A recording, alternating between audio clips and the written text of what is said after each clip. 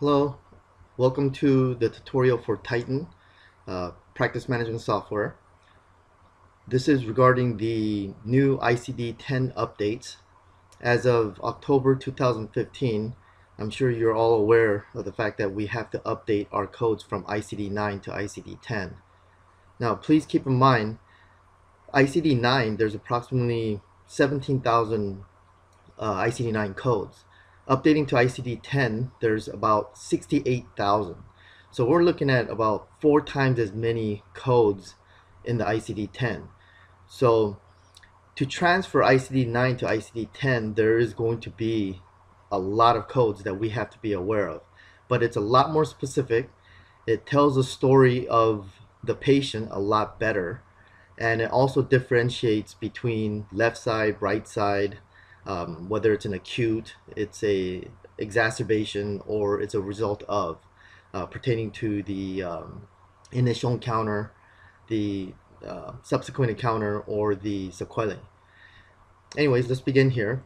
When you first open up Titan, we get the basic screen, the open case screen that has the 6 months to and also the active patients. So you see here a couple of sample patients that I made here.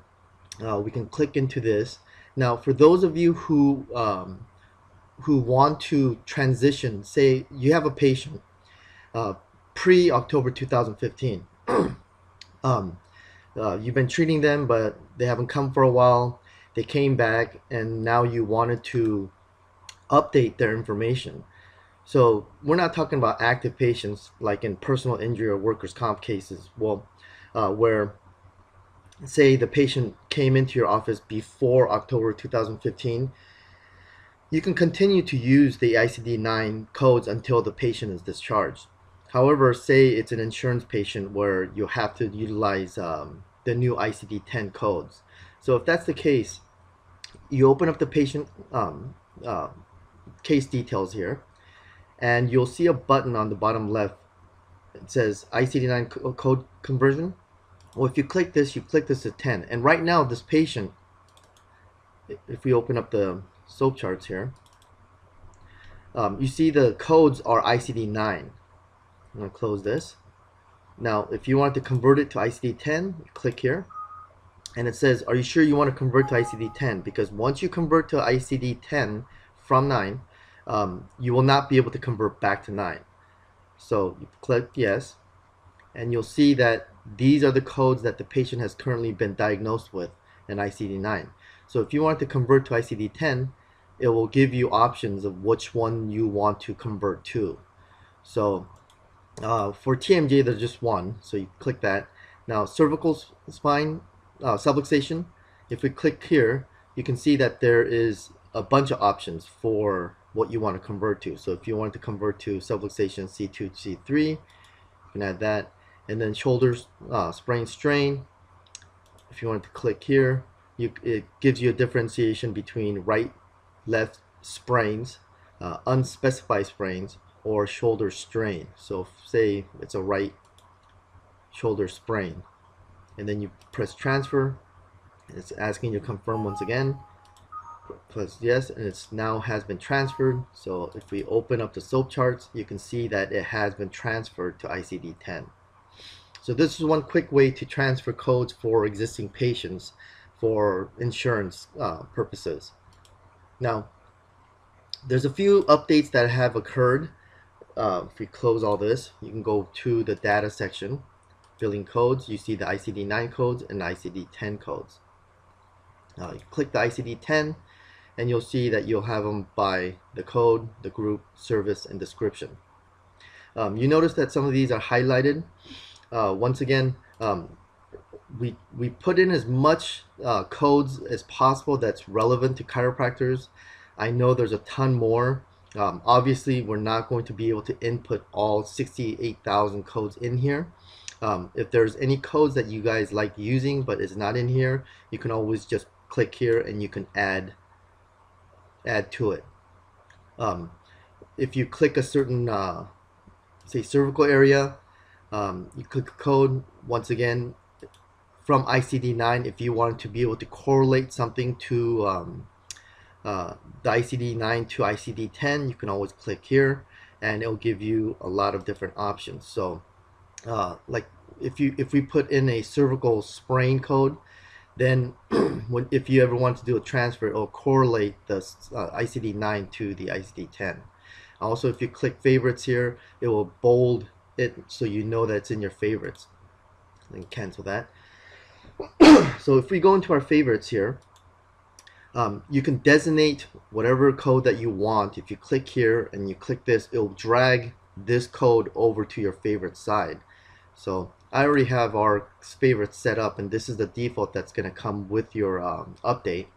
But say when you have your own diagnosis sheets. Now we're also going to forward you guys the new updated intake forms for Titan. So you'll see the intake forms. These intake forms follow the narrative report section, so that when you just input whatever findings you guys have into it, of course you guys are aware that it creates a narrative reports. If we go to page 5, before ICD-10, the diagnosis codes were right here. So the diagnosis code was right here in ICD-9, but because of the sheer volume of the ICD-10, we had to add in a separate page for the ICD-10. So if we look here, I'll shrink it, you'll see the ICD-10 codes. Now, once again, this is not all of it. If you want to add your own, please feel free to go into the database, and you can always add whatever codes that are not in here that you use. If you choose to use our intake form codes, this is page 5, this is the last page, you see that you have the ICD-9. Let me increase this again. You have the ICD-9 codes, and then right below it you have the ICD-10 codes that correlate with it. So if you go down here, let's say cervical subluxation, we have the cervical subluxation unspecified code, and then you have a number next to it. Go to the shoulder sprain strain. Here's the right shoulder sprain, left shoulder sprain. You'll see numbers next to it. So say you wanted to pick, you diagnosed the patient once again with a right shoulder sprain. Next to it you see number 79. Well, if you go to Titan and you go to the favorite section, and if you come down number 79, you'll see that it correlates with the favorites. So if you are using your own diagnosis sheet, and in your own diagnosis sheet, say you actually have headaches. Where's the headaches here? Right here. You have headaches, and that's the first one on your own personal diagnosis sheet. You can always move it up to the top. So once again, it's up here, so you know how to correlate this according to you guys' own personal diagnosis sheet, so that it's a much easier transition, and you yourself and your staff already, when you pull up the add diagnosis or delete, it will already be in the same order that your diagnosis sheet is, so it's easier transition. So once again, if you look at it, headache is number 6, so I'm going to move that back to number 6. It's right here. There. Now this is according to our intake forms.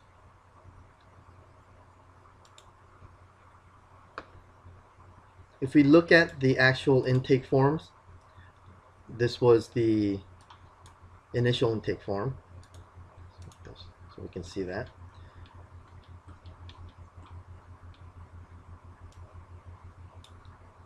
And then also the re-eval form. So the re-evaluation form was also updated so that it will correlate with our new ones.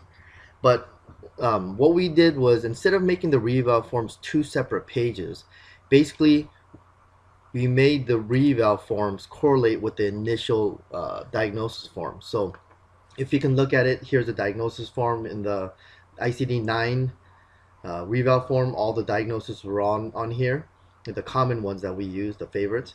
But however, for the ICD-10, because of the sheer volume of it, we weren't able to, obviously we weren't able to put it all in here unless we added a second page to it. So instead of making saving paper, making it more um, where you have to staple them together or number them or whatnot, basically we just numbered them all here.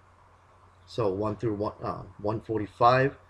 So if we looked at the initial intake forms, all the numbering is here. 1, 2, 3, all the way down to, if we come over here, 145. So basically what you can do is you can come in here and you can correlate that, and you can circle whatever diagnosis is that was in the initial eval. If they're getting better, you may not circle them all. If they're getting worse, you may circle more, whatever your findings are. Also, you can take notes here so that you can better understand what the findings of the patient was.